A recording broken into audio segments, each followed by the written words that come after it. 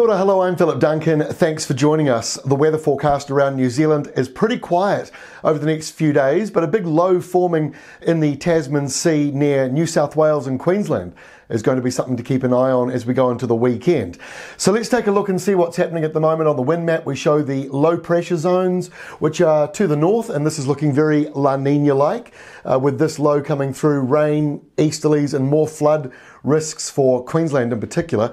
And over on the western side, the remnants of what was a cyclone, bringing some rain and showers, but high pressure is pretty much dominating the New Zealand area for now. But the low to the north, which has been with us for a week, is still there, and there is still more rain on the way. Take a look at this.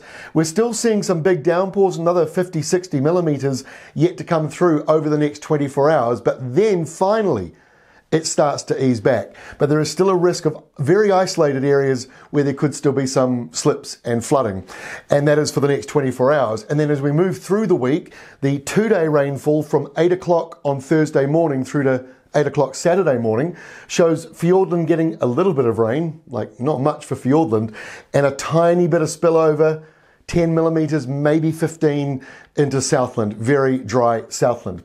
So let's take a look at the forecast. Here we are for Wednesday, and the low to the northeast finally falls apart and drifts further away. Still showers right along that eastern coastline, but it's not much, a couple of millimetres, and that's really about it. There is that low that we're going to focus on this week. It brings in heavy falls for parts of Queensland and drifts further into New South Wales, and the other low bringing some rain into Western Australia. By Thursday, the low here has drifted further out into the Tasman. Rain is easing in Queensland and just showers down around New South Wales. A few showers still around the eastern North Island, otherwise dry. But by Friday, that low gets closer to New Zealand and the rain and the showers start to move through. Nothing too major, just a few millimetres again, and a similar story around the eastern side of Australia.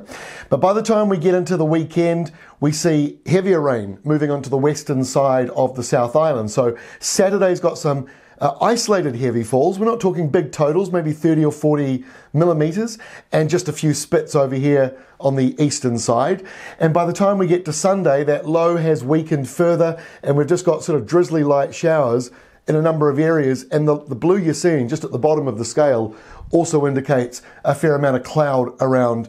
And the final feature over in Sydney, a cooler southerly coming in. That's the forecast right through until Sunday. We'll see you tomorrow for our next update.